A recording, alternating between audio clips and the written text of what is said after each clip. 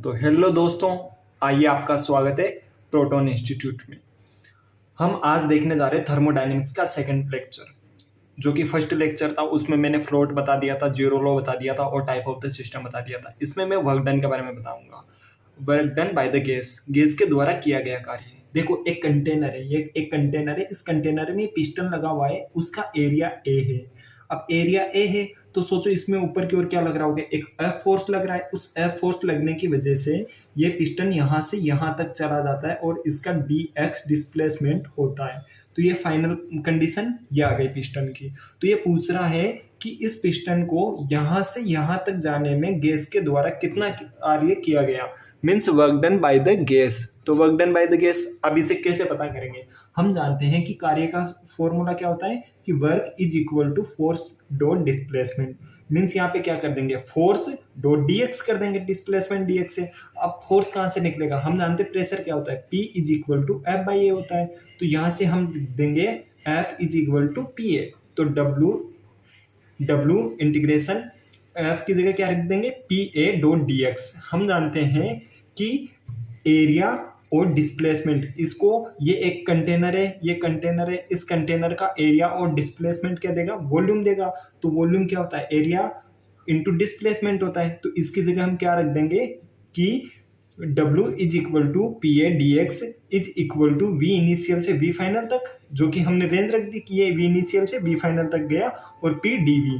तो यहाँ से क्या आ जाएगा, W is equal to V initial V final, P del V रख देंगे, और पी डेल वी रखने से क्या आ जाएगा, is equal to P del V हो गया। मतलब अब यहाँ से क्या फॉर्मूला बना, हमें डायरेक्ट फॉर्मूला याद करना है। हमने तो ये एक आपको फॉर्मूला जनरेट करना सिखाया, इसका डेरिवेशन सिखाया। W is equal to P del V is equal to N R delta T. अब आप बोलोगे कि कई जगह तो देखना इसमें क्वेश्चन पी डेल वी से सोल्व हो जाएंगे जहाँ पे प्रेशर और वॉल्यूम दे रखा हो, और कई जगह यदि टेम्परेचर में चेंज है तो वो क्वेश्चन टेम्परेचर से सोल्व होंगे कि एन आर डेल्टा टी कैसे होता है। जब प्रेशर कांस्टेंट होता है, एक pressure is constant, then volume is equal to T होता है किससे, पीवी एन आर टी से। सोचो यहाँ पे प्रेशर कांस्टेंट है तो ये दोनों तो वैसे ही कांस्टेंट है, तो वी के बराबर क्या रख दोगे तुम, वी के बराबर रख दोगे एन आर टी रख दोगे, ठीक है। तो यहाँ पे क्या रख दोगे तुम, पी डेल वी की जगह क्या रख दोगे, N R delta T, N R delta T रख दोगे। ओके, चलो आगे देखते हैं। चलो अब देखते हैं based on the PV graph पे क्वेश्चन आता है, उसको कैसे सोल्व करते हैं। प्रेशर और वॉल्यूम का ग्राफ दिया हुआ है, ठीक है। प्रेशर और वॉल्यूम का ग्राफ दिया होगा और उसमें पूछेगा कि कितना वर्क करेगा। पी और वी का ग्राफ यहाँ से ए से बी तक कंडीशन में जा रहा है, तो वॉल्यूम में V1 से V2 तक जा रहा है, मीन्स वॉल्यूम बढ़ रहा है, एक्सपेंशन हो रहा है। तो डेल वी क्या होगा, पॉजिटिव होगा, और डेल वी पॉजिटिव है तो W भी पॉजिटिव होगा, ठीक है। सेकेंड वाली कंडीशन में PV का ग्राफ है, B से A तक जा रहा है, यहाँ पे वॉल्यूम कम हो रहा है, मीन्स कंप्रेशन हो रहा है, तो कंप्रेशन में वॉल्यूम कम होता है, डेल वी नेगेटिव होगा। अब डेल वी नेगेटिव होगा तो सीधी सी बात है W भी नेगेटिव होगा, क्यों, P डेल्टा V के बराबर होता है W। यदि डेल वी नेगेटिव है तो ये माइनस P डेल्टा V के बराबर होगा। थर्ड ग्राफ में P और V का ग्राफ है, यहाँ पे देखो, इसमें देखो फर्स्ट वाले में हमने देखा कि प्रेशर कांस्टेंट है, ओनली वॉल्यूम चेंज हो रहा है फर्स्ट और सेकंड में, लेकिन थर्ड में देखते हैं यहाँ पर प्रेशर कंटिन्यूसली चेंज हो रहा है जबकि वॉल्यूम कांस्टेंट है, मीन्स वॉल्यूम तो कांस्टेंट है। तो डेल वी क्या हो जाएगा, जीरो के बराबर हो जाएगा, और वर्क भी किसके बराबर हो जाएगा, जीरो के बराबर हो जाएगा। तो W is equal to P del V के बराबर होता है, यदि डेल वी जीरो है तो W भी जीरो के बराबर हो गया। साइक्लिक प्रोसेस, इन साइक्लिक प्रोसेस में ओनली आपको एक ही वर्ड याद रखना है कि पीवी का ग्राफ है, कौन सा, पीवी का ग्राफ हो, और यदि वो क्लॉकवाइज हो, पीवी का ग्राफ है प्रेशर और वॉल्यूम, और यदि वो क्लॉकवाइज डायरेक्शन में है, पी और वी का ग्राफ है और क्लॉकवाइज डायरेक्शन में है, तो वर्क पॉजिटिव होगा। बस ये याद रख लो, बाकी सब इसके अपोजिट। कैसे अपोजिट, कि पी और वी का ग्राफ है, यदि क्लॉकवाइज है तो पॉजिटिव है, एंटी क्लॉकवाइज हुआ पी वर्सेस वी में तो नेगेटिव होगा, और यदि वी वर्सेस पी का ग्राफ है क्लॉकवाइज हुआ तो नेगेटिव होगा। यहाँ पे पॉजिटिव था तो ये क्या हो जाएगा, नेगेटिव, तो यहाँ पे नेगेटिव हो जाएगा। और यदि वी और पी का ग्राफ, पीवी का ग्राफ तो जैसे हमने पता कर लिया क्लॉकवाइज होने से, क्लॉकवाइज देख लेंगे डायरेक्शन इसमें खुद से कि ये क्लॉकवाइज है तो पॉजिटिव है, एंटी क्लॉकवाइज है तो नेगेटिव है ना, एंटी क्लॉकवाइज होगा, ये सेकंड वाली कंडीशन। वी और पी का ग्राफ पे वी वाई एक्सिस पे दिया हो, पी एक्स एक्सिस पे दिया हो, यदि वो क्लॉकवाइज कंडीशन हुई तो वो नेगेटिव होगी। यदि वही V और P का ग्राफ है और एंटी क्लॉकवाइज कंडीशन है तो वह कौन सी होगी, पॉजिटिव होगा। W is equal to P delta V NR delta T के बराबर होता है। अब NR डेल्टा T क्यों रखा था, यदि प्रेशर कांस्टेंट था तब वॉल्यूम बढ़ रहा है, वॉल्यूम घट रहा है, वॉल्यूम कंप्रेशन हो रहा है, डेल V नेगेटिव है तो W नेगेटिव होगा। और ये भी चीज़ याद रख लेना, साइक्लिक प्रोसेस में डेल U जीरो होता है, साइक्लिक प्रोसेस में डेल U जीरो होता है। अच्छा, ये देख लिया था हमने कि साइक्लिक प्रोसेस होता है, तो ये अलग अलग नेक्स्ट में क्वेश्चन करेंगे कि अलग अलग तरह के होते। तो थर्मो के ऊपर हम देख रहे हैं कुछ क्वेश्चन प्रैक्टिस कर रहे हैं। ये वाला क्वेश्चन है, इसमें एक पीवी का साइक्लिक प्रोसेस है, पीवी का साइक्लिक ग्राफ है जिसमें प्रेशर पी नोट से 2p नोट तक चेंज हो रहा है, वॉल्यूम V नोट से 2v नोट तक चेंज हो रहा है। तो हम इसका वर्क कैसे बताएंगे, किसी भी साइक्लिक प्रोसेस में उसका वर्क होता है ना, उसके एरिया के बराबर होता है। हम जानते हैं एक ट्राइंगल है तो एक किसी भी त्रिभुज में उसका क्षेत्रफल क्या होता है, एरिया क्या होता है, 1/2 इंटू लेंथ इंटू हाइट, कुछ भी बोल लो जो कि, तो 1/2 यहाँ से यहाँ तक प्रेशर में कितना चेंज है, 2p note minus P note के बराबर हो जाएगा। और 2v note minus 2v note ये किसके बराबर हो जाएगा, v नोट के बराबर हो जाएगा। तो ये इसके बराबर हो गया। देखो ये दिया है एक, है ना, जिसे 4 भुजाओं वाला 4 एंगल वाला, यार हिंदी मीडियम से था तो मुझे पता है आयत बोलते, पर इंग्लिश में पता नहीं है मुझे कुछ सेंटेंस, है ना। तो P, अब W PV का ग्राफ है साइक्लिक है, तो इसमें W किसके बराबर होगा, इसके एरिया के बराबर है, एरिया के बराबर। अब एरिया कितना है, एरिया P डेल V है, तो P डेल V में एरिया कितना होगा, एरिया है इसका। वॉल्यूम में कितना चेंज हो रहा है, सबसे पहले देखो 4। अब यहाँ पे वॉल्यूम किस में दे रखा है, लीटर में, और प्रेशर किस में दे रखा है, ATM में। तो हम क्या करते हैं, सबसे पहले यूनिट कन्वर्जन करते हैं। यूनिट कन्वर्जन में हम देखेंगे कि जो एक ATM होता है उसे हम सबसे पहले SI यूनिट में रख देते हैं। वो 1 × 10⁵ पास्कल के बराबर होता है ना। और 1 लीटर होता है, अब यहाँ पे दे रखा है 1 लीटर, जो 1 लीटर होता है वो 1000 ml के बराबर होता है। हम जानते हैं 1 ml होता है वो 1 सेंटीमीटर क्यूब के बराबर होता है, 1 सेंटीमीटर क्यूब के। तो हम यहाँ पे क्या रख सकते हैं, 1000 सेंटीमीटर क्यूब, तो 1000 सेंटीमीटर क्यूब रख सकते हैं। अब ऐसा यूनिट में क्या रखेंगे, पास्कल है तो यहाँ पे मीटर में आना चाहिए जो वॉल्यूम है, तो वॉल्यूम को मीटर में रखेंगे, चेंज करेंगे तो ये कितना होगा, हम जानते हैं कि 1 centimetre is equal to 10⁻² metre. तो 1 मीटर क्या हो जाएगा, हाँ 1 centimetre is equal to 10⁻² metre. तो हम यहाँ पे सेंटीमीटर की जगह रख देंगे 10⁻3, 1000 को 10⁻3 लिख दिया, इंटू ब्रैकेट में 10⁻² मीटर, और ये पूरे का क्यूब लग रहा था इस वाले का, तो क्यूब हो गया। तो ये क्या हो जाएगा 10⁻3 इंटू 10⁻6 मीटर क्यूब।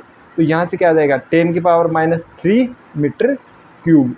मतलब क्या हो गया, इसका मतलब ये है कि 1 लीटर होता है ना, वो 10⁻3 मीटर क्यूब के बराबर होता है। तो आपको ये एक तरह से याद ही कर लेना है, ये यूनिट कन्वर्जन आपको समझ में ना आए तो एक बार फिर से देख लो, है ना। जब भी पास्कल हो तो वहाँ पे मीटर में रखना है आपको। अब यहाँ पे पता है कि प्रेशर पास्कल ATM में था, उसे हमने पास्कल में चेंज कर दिया, तो इसका वर्क किसके बराबर होगा, P डेल V के बराबर, एरिया के बराबर। और इसका एरिया क्या हो जाएगा, लेंथ इंटू ब्रेथ के बराबर। तो 4 लीटर प्रेशर, तो P डेल V, प्रेशर की जगह क्या रखेंगे हम, 4 - 2 इंटू 10⁻⁻5 पास्कल, इंटू वॉल्यूम में कितना चेंज है, 6 - 2 इंटू लीटर की जगह क्या रख देंगे 10⁻3 मीटर क्यूब। तो ये क्या हो जाएगा, ये हो जाएगा, ये हो गया 4 - 2 2 इंटू 10⁻5 इंटू 4 इंटू 10⁻, सॉरी -5 नहीं, ये पास्कल का +5 होगा, है ना। 4 इंटू 10⁻3, तो 4 दूने 8 इंटू 10⁻2 मीन्स 800 जूल इसमें वर्क किया गया। आपको आ गया ना कैसे किया था। वॉल्यूम में कितना चेंज हुआ, 4 लीटर था, तो 4 लीटर को क्या रख दोगे तुम, 4 इंटू 10⁻3 मीटर क्यूब। और ATM 2 ATM प्रेशर में चेंज था, तो 2 ATM को 2 इंटू 10⁵5 भी रख सकते हो पास्कल में। इस तरह से इसका वर्क कितना आ गया, 800 जूल। चलो भाई नेक्स्ट क्वेश्चन देखते हैं। अब ये देखोगे आप यहाँ पे कि प्रेशर में PV का ग्राफ दिया हुआ है, साइक्लिक है और साइक्लिक है, और इसकी डायरेक्शन कैसी है ये, देखो एंटी क्लॉकवाइज है, तो सबसे पहले वर्क होगा वो क्या होगा, नेगेटिव होगा, और वर्क किसके बराबर होगा, एरिया के बराबर होगा। तो ये इस तरह की जो शेप है उसे हम क्या बोलते हैं, एलिप्स बोलते हैं, एलिप्स। तो एलिप्स होता है, उस एलिप्स का एरिया किसके बराबर होता है, पाई r1 और r2 के बराबर होता है, पाई r1 r2 के बराबर होता है। ये बहुत क्वेश्चन मिलेंगे, देखो जेई वालों के लिए तो ये इजी है, मतलब एलिप्स वर्ड सुना सा है, लेकिन नीट वालों के लिए थोड़ा सा न्यू वर्ड होता है, तो आप ध्यान रख लेना, इसे एलिप्स बोलते हैं। और एलिप्स का क्या होता है, पाई r1 r2 के बराबर एरिया होता है। हमें पता है यहाँ पे देखो वर्क होगा वो नेगेटिव तो होगा। अब r1 इसे बोल देते हैं हम r1, ये लो r1, तो r1 कितना हो जाएगा, 2v0 से r1 में कितना चेंज हो रहा है, 3v0 minus 2v0 means v0 का चेंज हो रहा है r1 में, r1। और इसमें कितने का चेंज हो रहा है, यहाँ पे 2p0 3p0, तो 3p0 माइनस 2p0, रेडियस ही तो देख रहे हैं हम। अब इसका आधा कर लो, तुम ऐसे भी कर लो, 3p0 में से p0 माइनस करो तो 2p0 बता, उसे 2 से डिवाइड करो, क्योंकि ये तो पूरा डायमीटर का, तो डायमीटर का आधा ही तो रेडियस होगा, तो ये हो जाएगा p0 के बराबर हो जाएगा। मीन्स इसका w किसके बराबर होगा, सबसे पहले साइन रख दो, area pi r1 r2 means minus pi p0 और v0, इसके बराबर वर्क हो जाएगा। और कई बार एक क्वेश्चन दिया होता है ऐसे, ऐसे नीट में भी आ रखा है, एक पीवी का ग्राफ है, ये भैया ऐसे है, ऐसे जा रहा था, ऐसे जा रहा था, ऐसे जा रहा है, ऐसे जा रहा है, ऐसे जा रहा है, ऐसे जा रहा है, पीवी का ग्राफ है। ये सोचो सेम वॉल्यूम है v1 और v, सोचिए v0 है और ये 2v0 है ना, और ये वॉल्यूम है, प्रेशर है p0 है 3p, ये प्रेशर ऊपर लिख दिया मैंने, 3p0 है, ये 2p0 है।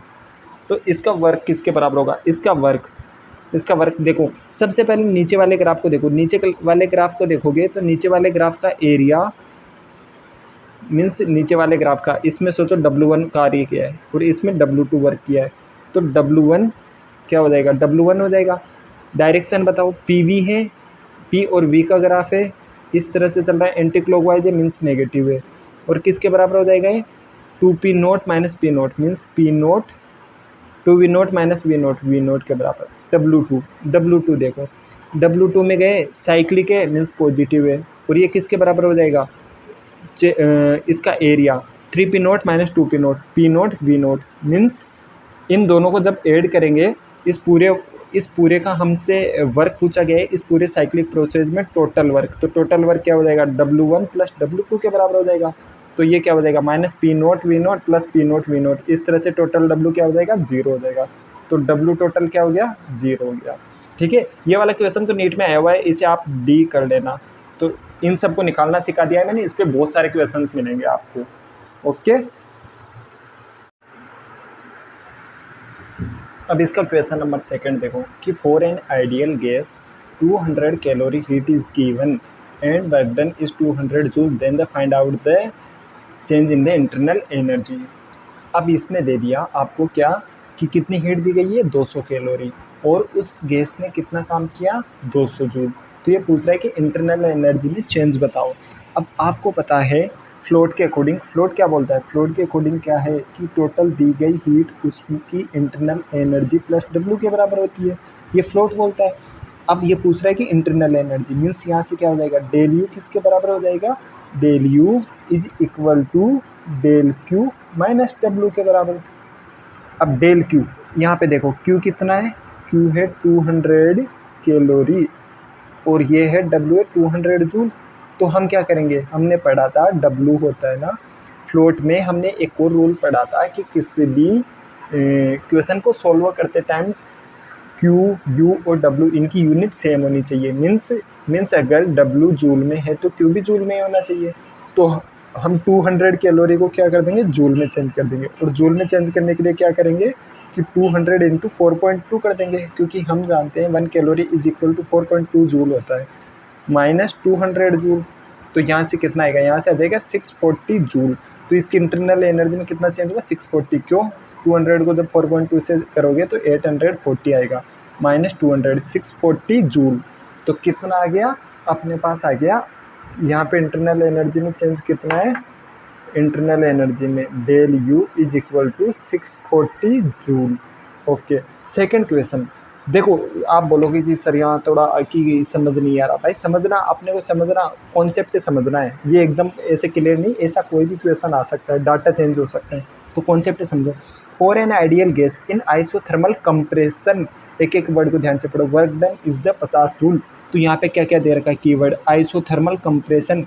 हमें पता है आइसोथर्मल है, आइसोथर्मल का मतलब है डेल टी है, मीन्स डेल यू है, और डेल टी और डेल यू जीरो हो जाएगा, मतलब इंटरनल एनर्जी में चेंज तो जीरो के बराबर हो गया। तो how much heat is absorbed, फ्लोट के अकॉर्डिंग क्या हो जाएगा, del Q is equal to del U. तो डेल यू तो जीरो है, तो उसे लिखो ही मत, into is equal to W. अब यहाँ पे क्या दे रखा है, एक और वर्ड दे रखा है कंप्रेशन। कंप्रेशन का मतलब क्या होता है, जैसे मैंने वो बताया था ना कि डब्ल्यू पॉजिटिव हो सकता है, नेगेटिव हो सकता है, या जीरो हो सकता है। तो वहाँ पे मैंने बताया था यदि कहीं भी कंप्रेशन वर्ड आ गया तो कंप्रेशन का मतलब है फाइनल वॉल्यूम कम हो रहा है, और वॉल्यूम कम हो रहा है मीन्स डेल भी नेगेटिव है। डेल भी नेगेटिव है मतलब डब्ल्यू भी नेगेटिव है। तो यहाँ पे क्या हो जाएगा, डब्ल्यू नेगेटिव के बराबर हो जाएगा। और हमें पता है यहाँ पे डब्ल्यू की कितनी वैल्यू दी गई है, वर्क डन कितना है 50 जूल। तो -50 जूल मीन्स यहाँ पे क्या होगा, हीट होगी वो -50 होगी, और ये कितनी होगी, -50 होगी, और ये एब्जॉर्ब हुआ थोड़ी ना, और ये तो -50 जूल के बराबर हीट होगी। देखो question number 4, compare the del U1 del U2 in the given graph. Means ये इंटरनल एनर्जी में कंपेयर करवा रहा है। पीवी का ग्राफ है, ए से लेके मीन्स पॉइंट 1 से लेके ये 2 तक जा रहा है। यहाँ पे U1 फात है, ये U2 फात है। तो इसमें ये क्या करवा रहा है, U1 और U2 में कंपेयर करवा रहा है। हम जानते हैं कहीं भी पीवी का ग्राफ आ जाए, या ऐसे नहीं, हमने पढ़ा था कि फ्लोट में कि del Q is equal to del U plus W होता है, डेल यू प्लस डब्ल्यू होता है। उसमें क्या होता है, यूएस पढ़ा था मैंने, बहुत इजी ट्रिक है कि जो इंटरनल एनर्जी होता है वो स्टेट फंक्शन होता है। अब स्टेट फंक्शन होता है तो ये प्राइमरी और सेकेंडरी मीन्स फर्स्ट स्टेज और सेकेंड स्टेज पे डिपेंड करता है कि फाइनल कहाँ पे जा रहा है। ये पाथ पे डिपेंड नहीं करता है। तो सोचो ये सेकंड, जब U1 वाले पाथ से गया तब भी ये सेकंड पॉइंट पे गया, U2 वाले पाथ से गया तब भी सेकंड पाथ पे गया। तो इसकी क्या है, ये भी वॉल्यूम V1 है, वॉल्यूम V2 है। तो इसका क्या हुआ कि फाइनल स्टेज तो सेम है, फाइनल स्टेज सेम है, मीन्स 1 से 2 तक ही किस में जा रहा है, U1 से जा रहा है, और 1 से 2 तक ही U2 में जा रहा है। तो यहाँ पे क्या हो जाएगा, यहाँ पे हो जाएगा U1 is equal to U2 के बराबर। क्यों, क्योंकि ये स्टेट फंक्शन, ये पाथ पर डिपेंड नहीं करता, ये पथ पर डिपेंड नहीं करता। लेकिन इसकी जगह अगर वर्क होता, और वर्क में ऐसे ऐसे होता, ये वाला ग्राफ होता W1 और W2, तो वर्क फंक्शन कभी भी W1 W2 नहीं रखते, क्योंकि वो पाथ फंक्शन था, और पाथ फंक्शन पाथ पे डिपेंड करते हैं। जबकि इस ग्राफ में ये इंटरनल एनर्जी पाथ पर डिपेंड नहीं करती है, जबकि ये फर्स्ट और सेकंड पोजीशन, मतलब ये कहाँ से कहाँ तक जा रहा है, या इसकी ओनली स्टेट पे डिपेंड करती है। तो पहले भी लिक्विड था, बाद में भी लिक्विड है, तो ये इंटरनल एनर्जी बराबर हो जाएगी। ठीक है, तो इसमें कौन सा ग्राफ हो जाएगा, ये तो कौन सा आंसर हो जाएगा, पहला वाला ऑप्शन तो होगा नहीं, del U is equal to U1 is equal to del two, ये भी नहीं होगा, ये भी नहीं होगा, ये तो नॉट इक्वल टू दे रखा है, तो इसमें फोर्थ आंसर हो जाएगा। ठीक है, चलो आगे और क्वेश्चन करते हैं मस्त वाले। ये तो बेसिक से क्वेश्चन थे जो आपको आने चाहिए। देखो भाई, अब मैं आपको DPP के क्वेश्चन सॉल्व करा रहा हूँ। इसमें मैं क्वेश्चन नहीं लिखने वाला हूँ, आप खुद पढ़ लो इसे, कि a gas is compressed from the 10 metre cube volume to 4 metre cube volume तक हो रही है, और कांस्टेंट प्रेशर 50 न्यूटन पर मीटर स्क्वायर पे हो रही है। मीन्स प्रेशर कितना है, प्रेशर है 50, और वॉल्यूम में कितना चेंज हो रहा है, V1 है 10 और V2 है 4। The gas is heated is given 100 joule of energy, then the internal energy of the gas। तो हमें ये पता करना है इंटरनल एनर्जी। तो हम जानते हैं अकॉर्डिंग टू फ्लोट क्या होता है, del Q is equal to del U plus W होता है। अब यहाँ पे अपने को क्या क्या दिया हुआ है, यहाँ पे दिया हुआ है कि हीट डेल क्यू कितना है +100 जूल, और डेल यू पता करना है। तो del U is equal to किसके बराबर हो जाएगा, डेल क्यू माइनस डब्ल्यू के बराबर हो जाएगा। डब्ल्यू किसके बराबर होता है, डब्ल्यू होता है P डेल्टा V के बराबर। तो प्रेशर तो अपने को दिया है, ये 50 कांस्टेंट है, और delta V V2 minus V1, V2 कितना हो रहा है, ये 10 से जा रहा है, V1 तो 10 है और V2 4 है, मीन्स 4 माइनस 10 तो -6 हो जाएगा ये।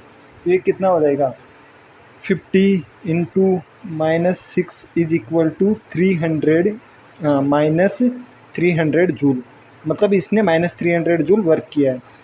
अब ये वैल्यू रख दो, डब्लू का अपने को पता लग गया कि -300 है, तो यहाँ पे वैल्यू रख दो क्या, del U is equal to del Q. Del Q कितना है 100 जूल, 100 जूल जो कि प्लस में है, और माइनस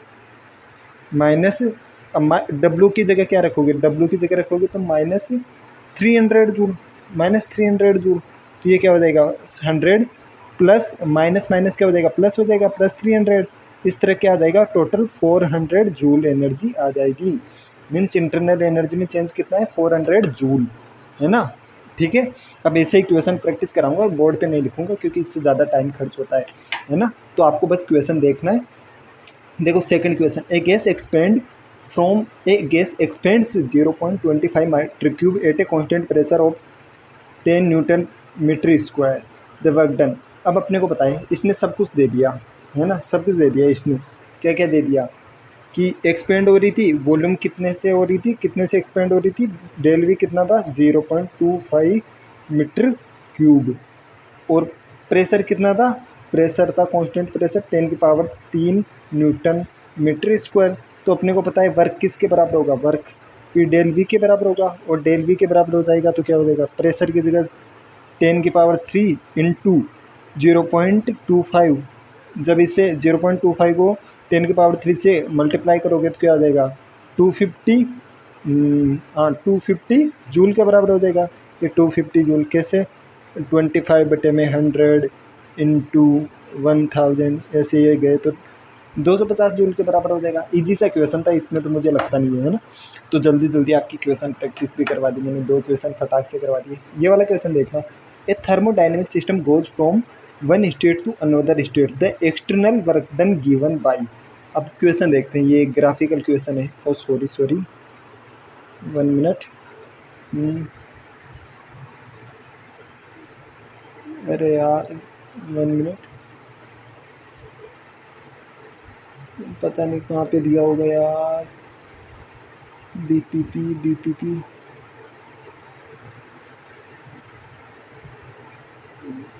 ये रहा वो क्वेश्चन, है ना। तो क्वेश्चन पढ़ लिया आपने, आपको क्वेश्चन में स्क्रीन पे भी दिखा दूंगा कि ये बता रहा है कि ए थर्मोडायनेमिक सिस्टम गोज, मतलब ये जब ये अरे यार सॉरी, जब ये वन स्टेज से सेकंड ए से बी पे जा रहा है तो कितना वर्क हो रहा है। तो देखो यहाँ पे जब ये ए पर था तो P1 प्रेशर था और V वॉल्यूम था।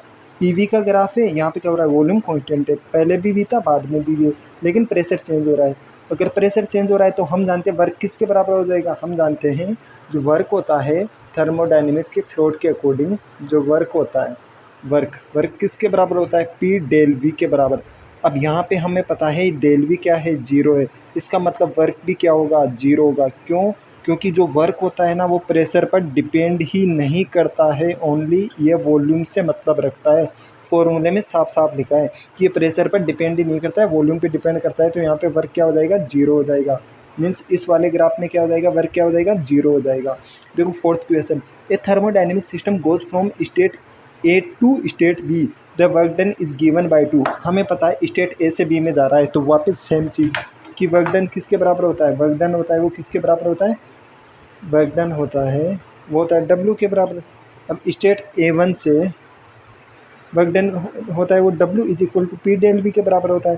तो यहाँ पे क्या हो रहा है, इस वाले में प्रेशर तो है कांस्टेंट, प्रेशर है कांस्टेंट, वॉल्यूम कितने से चेंज हो रहा है, वॉल्यूम हो रहा है 2V - V मीन्स V से चेंज हो रहा है। तो ये क्या हो जाएगा, एक्सपेंशन हो रहा है, वॉल्यूम बढ़ रहा है मतलब पॉजिटिव है। तो W is equal to P del V, P की जगह P रख दो, डेल V की जगह क्या रख दोगे 2V - V means work done किसके बराबर हो जाएगा, PV के बराबर। ईजी सा क्वेश्चन थे, ऐसे ऐसे क्वेश्चन आते हैं। तो ये मुझे नहीं लगता कि बहुत ज़्यादा डिफ़िकल्टी, इतने क्वेश्चन मैंने सोल्व भी करा दिए, पूरी DPP के क्वेश्चन सोल्व करा दूँगा एक एक क्वेश्चन, फिर देखना नीट के क्वेश्चन कैसे बनते हैं आपसे, है ना। तो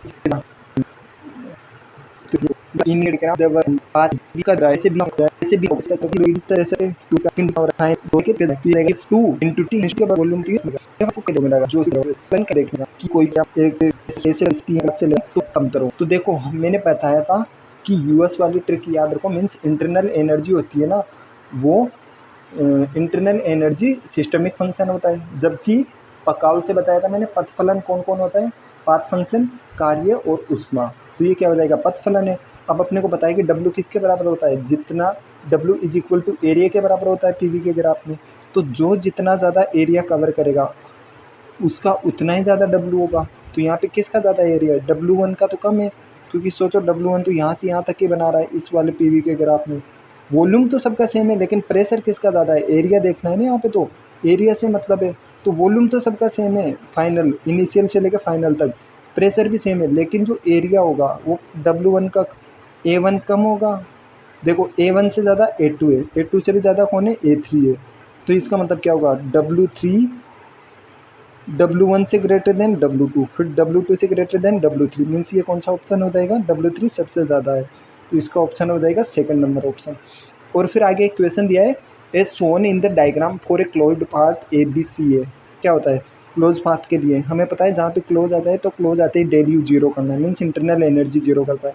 the amount of the work done is system in zero, गलत।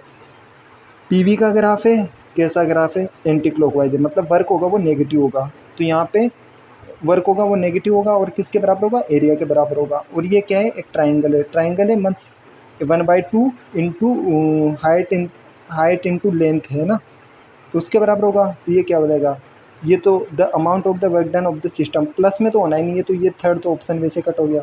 फोर्थ का रहा 1/2 P2 - P1 V2 - V1, लेकिन ये नेगेटिव होगा क्योंकि ये एंटी क्लॉकवाइज है पीवी का, तो ये नेगेटिव होना चाहिए, तो ये भी नहीं हुआ। और इसकी वजह से क्या आ गया आंसर, थर्ड आ गया। ये तो मैंने करवाया, मतलब एक्सप्लेनेशन देने के